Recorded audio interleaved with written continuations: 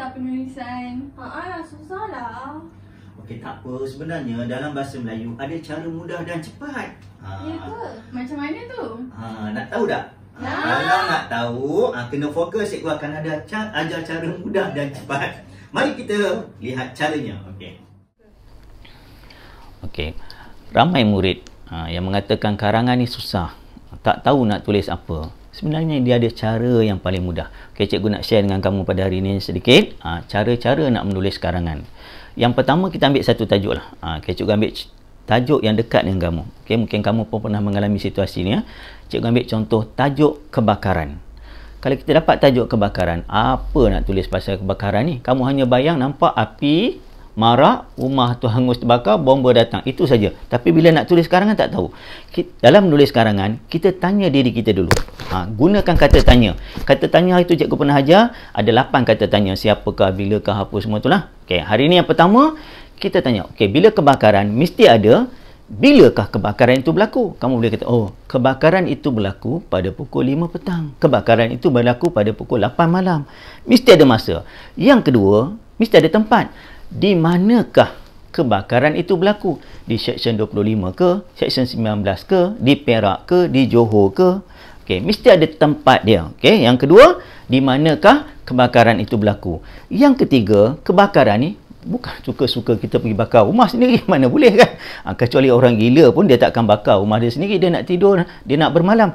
Mesti ada punca dia. Apakah punca-punca kebakaran? Kamu boleh ceritakan punca kebakaran yang paling banyak? Dapur gas lah, ataupun litar pintas ke? Kalau orang dulu rumah terbakar, ubat nyamuk, main mercun dan sebagainya. Mesti ada punca kebakaran. Ada orang khianat ke, simbah minyak, petrol dan sebagainya.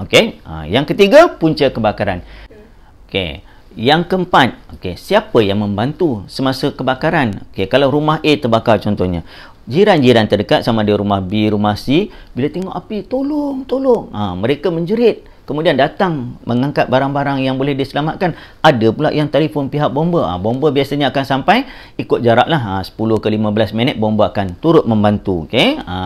Yang kelima, berapakah jumlah kerugian bila rumah terbakar, kilang terbakar dan sebagainya. Mesti ada kerugian, habis harta benda yang tak dapat diselamatkan. Terutama kalau waktu kebakaran tu berlaku tak ada orang dalam rumah. Bila balik hangus dah terbakar. Jumlah kebakaran. Jumlah kerugian semasa bakaran. Yang keenam, dalam kebakaran ni, berapakah orang yang terlibat dalam kebakaran ni? Mungkin ada yang meninggal, ada yang cedera parah, yang cedera ringan dan sebagainya. Kalau kita baca dalam kebakaran ni, biasanya ibu bapa ni sanggup berkorban menyelamatkan anaknya. Kalau tengok dalam berita dan sebagainya, ada ibu bapa yang terkorban semata-mata nak menyelamatkan anak-anak. Pengorbanan seorang ibu dan ayah. Jadi itu kalau kamu nak buat tajuk kebakaran. Kalau cikgu tukar tajuk, cikgu ajar kebakaran, tiba-tiba keluar dalam periksa banjir, sama juga. Di mana banjir itu berlaku? Bila banjir itu berlaku?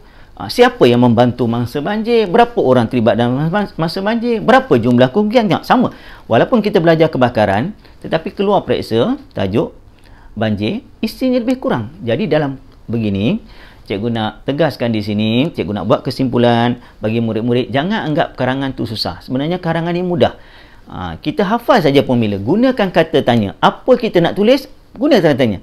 Siapakah, bilakah, di manakah, berapakah, kenapakah, bagaimanakah. Kita tanya tu, insya-Allah kita ada isi kita nak jawab. Cuma nanti nak belajar yang mana perenggan pendahuluan, yang mana isi dan mana penutup. Yang penting ada cara. Siapa yang belajar menulis ni untung. Penulis buku yang terkenal, Harry Potter tu, J.K. Rowling. Itu di dunia. Kalau dia tulis buku, dia lancarkan buku, beberapa hari dah habis dah. Kalau di Malaysia, kita ada penulis baru sekarang ni, contoh Ain Maisarah. Orang yang nak menulis buku ni mesti dia pandai menulis karangan dulu.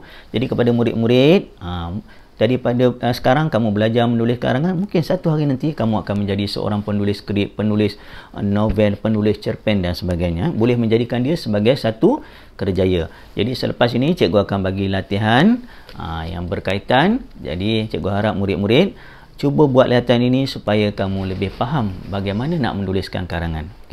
Jumpa lagi bersama Cikgu Zul. Bye.